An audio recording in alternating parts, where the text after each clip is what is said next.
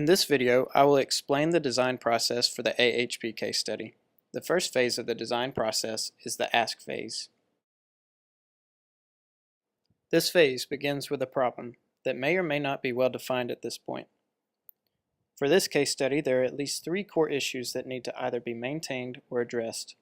The first is support the field of agriculture and is closely related to the second issue, which is to enhance education. These arise from the purpose of the park itself. The last issue is stormwater runoff mitigation. This is an issue that is both compatible with the mission of the park and required by local development regulations. The first step in finding a solution to the problem is to build a background knowledge through research. Problem solving becomes much simpler if you know a few things that have worked and that have not worked for similar problems. Research is now easier than in the past since we have the World Wide Web at our fingertips. In your research, perhaps the most tricky part is to find the right keywords, as they are what stand between you and the results you need. Keywords should come from the core issues in which you're interested. Each unique set of keywords will provide a unique set of results. Every database is different, so play around with your keywords. Originally, I did not know about wetlands or about the sources that would be helpful in the case study. It was only by thorough research that I was able to get all the information I needed to work on this project. So we are trying to accumulate some knowledge that would be helpful for the project, and what has contributed to most of the knowledge is research. But this is not the only source because experience is a great source too. Your own experiences and the experiences of others will also be of great value. Ultimately, by the conclusion of this phase, you will have a background that I have boxed in because it is concrete and can be included in a final report. You may notice this phase is more disorganized than others because it is exactly that. This concludes the ask phase, and we will now move on to the define stage. This stage requires that we take the background that was formulated in the first phase and the general information from the problem in order to make a problem statement. You may include both specific and general constraints in the problem statement. An ideal statement probably includes some of both, and you will continue to update the problem statement throughout the design process. What we want to achieve from this phase is direction, which can be represented by goals. Let's consider the inputs for our goals. First, there are needs and desires, which can be represented by anything and anyone associated with the project. And second, there is the client relationship. I will explain both of these in turn. Throughout the design process, you will notice three distinct categories through which I will try to describe a perspective of sustainability. These include economy, environment, and equity. You may have heard of the triple bottom line before, which is the same sort of thinking. When you think in these terms, it will be easier to find a sustainable solution. Economy is usually represented by a budget given by the client, who in this case is Mr. Robert Henserling, the current supervisor of Ag Heritage Park. Environment, which could also be called ecosystem or ecology, is represented by the local watershed, which is the Parkerson Mill Creek, and even includes man-made systems that are a part of that ecosystem.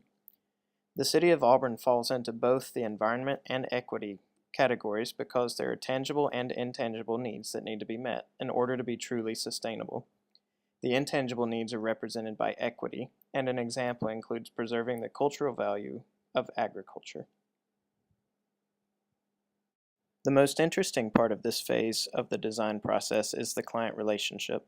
This is where experience and intuition from the engineer is used to advise or counsel the client in making decisions. Hopefully the relationship is honest and true and will positively impact the goals, which in turn will impact the relationship. If there is a time for soft skills such as communication, maintaining this relationship is probably the best place for them. As a student, this might be your advisors and teammates, but the principle remains the same.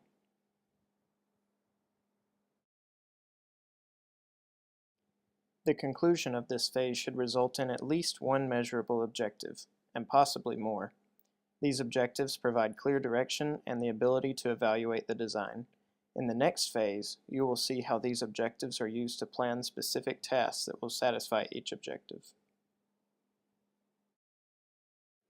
The plan phase is the focus of the methods section of the AHP case study. This phase begins with the objectives from the last phase and formulates the methods that will be used to satisfy the objectives. Here it is again, experience. It will serve you well when you are determining which methods you will use to solve specific problems in your future projects. Otherwise, you will be relying on your literature review from research to be your major source of planning.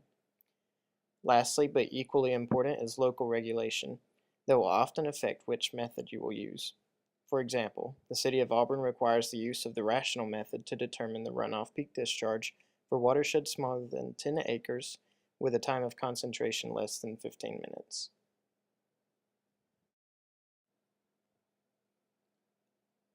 All of these combine at this critical point where the methods must be selected in order to satisfy each component of the design.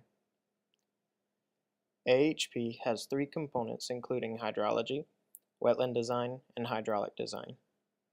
Something that may help you in determining which methods to use is the creation of specific tasks underneath each of the objectives defined for the project.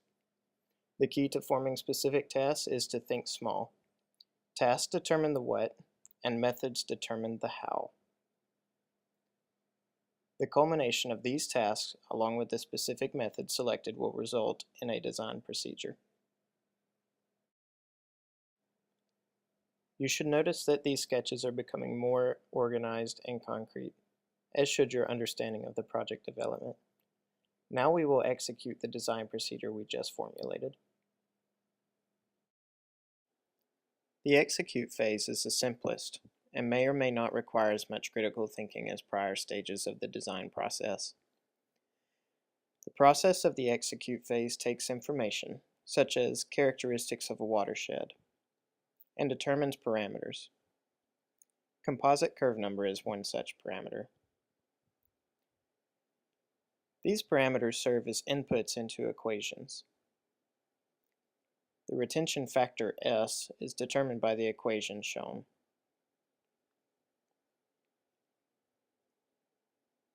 Equations become calculations just like we determined S, and can be used again as information for a new process, or they will eventually become part of the hydrology design component.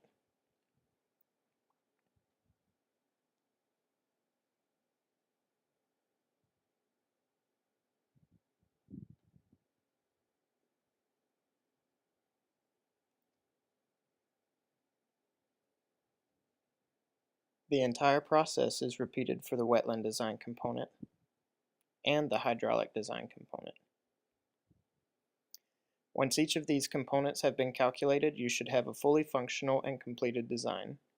This is one solution, but the improve phase is all about finding the best solution, given a number of constraints.